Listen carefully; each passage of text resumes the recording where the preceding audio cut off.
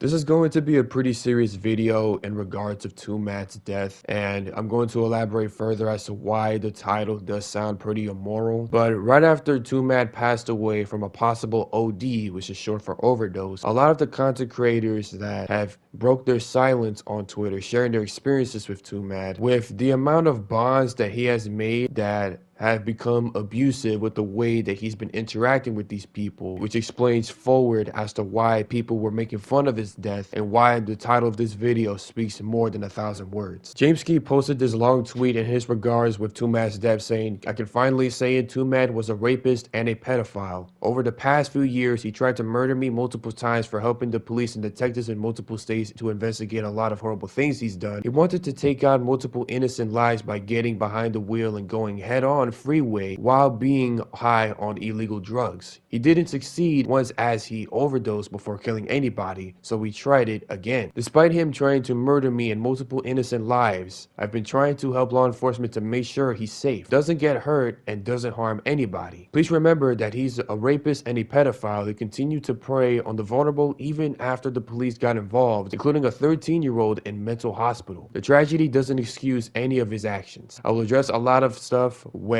I fully collect my thoughts. Past few months have been a total mess and reason why I ended up in ER. Please give me time." The responses of James Ski's friends and people that watch James Ski's content of what's going on behind the lens. They did not know that he wasn't safe, even though he's been posting content. He's been hiding this while Twoman was alive. And now that Twoman has died from an overdose, he feels free and with the weight of his shoulders off of him, that he can share this story without feeling targeted from Twoman. The responses from the people when they've discovered that Twoman is dead and when they found out that Twoman was actually a very psychotic person to deal with offline while being on the internet was something that a lot of people weren't expecting for this day to happen. This is an interaction that I feel like is important to talk about and be put in this video of what Sleep Life had on Twitter with this Twitter user called Spinlink when he said, "Does anyone else find it weird that he's now saying this after Twoman's dead? Not giving him the ability to defend himself?" Sleep Life responded with, "The allegations towards Twoman have been going on for a while. This isn't just a new thing." He then responds with, "Then why is he now saying I can finally say it?" James Key has a history of being mad at Twoman ever since petty beef since 2019. "I hope he releases some evidence soon." Sleep Life responded saying he has been contributing to helping the people affected by Twoman since the whole literally driving in Oregon thing. "I would like to see more information in terms of James Key's situation though," which he did say he's gonna make a video about that, but he did say he needs time to recollect his thoughts after everything just went down. Spindling says, "I just wish that instead of making the tweet right after, he waited, collected, and posted his information. This is an incredibly bad was of releasing this out." I don't know what he was trying to say, but we're just gonna move on. Agreed. It could be a genuine reaction from his death though.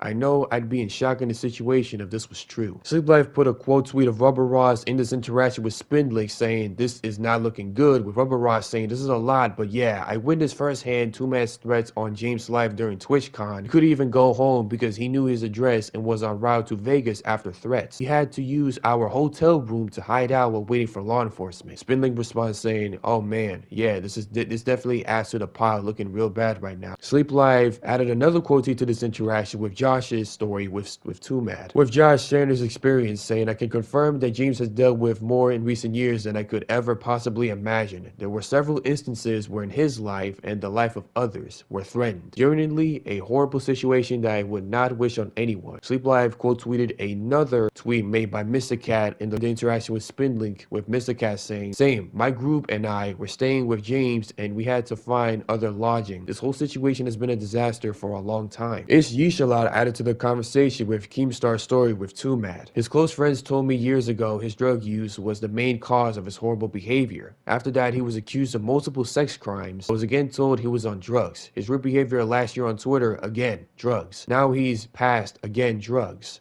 Don't do drugs." A verified Twitter user going by the name of Camper says, "Yeah, a lot of people without proof," and then responded to her reply, just annihilating her statement saying, "These are victims, not clout chasers." Crankle Monitor replied to Camper's reply with the story being shared by Kiwi the Small. "I'll join in on this a little bit too. When me and Twoman first became friends, I thought I could help him out and we could do cool things. Become tighter friends and that there was potential. When I met him, he was a bit maniac and I could tell, but it was nothing too unmanageable.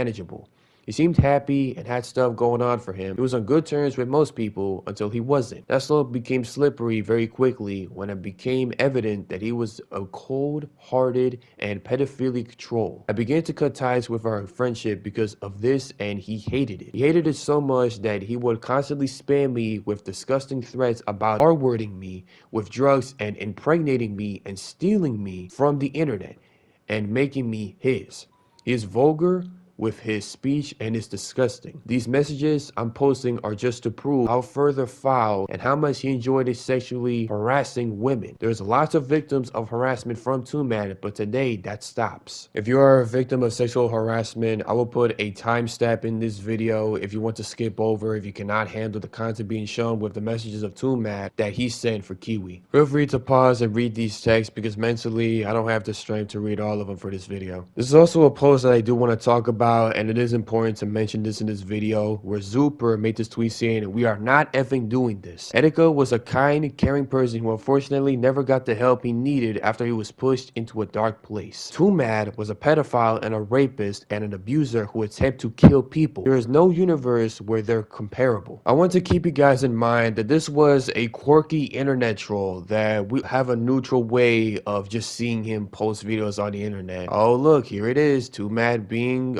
a troll again. I remember that he got into controversy for stealing artwork and claiming that it's his, and then he got into controversy for posting a picture about a dead trans girl, even though he was trolling, saying that I'm going to lay it down with your girlfriend. It turns out that that trans woman, trans girl I should say, was beaten to death by a hate crime because of the way she is. He was also in controversy for being a stalker, and it was just a lot of stuff, a lot of bad things that happened while Twoman was alive. With the sake of Twoman has passed away, I really don't feel sympathy for someone who threw his life away for the sake of thinking that life is a simulation for the sake of getting the things that he wants to have on the internet. It's just insane how fast Twoman really threw his life away right after the whole controversy thing. And I thought this was just a whole publicity stunt, but no, this is real. This is something that you cannot brush off. Like, this is going to affect you for the rest of your life, let alone trying to come clean with it. I really shouldn't feel sympathy for this, but I do give my condolences to Twoman's family. I mean, yeah, it is unfortunate that he has passed away at the age of 23, which it is pretty young, but at the same time, I don't really feel sympathy for what Twoman has done that has affected these people's lives for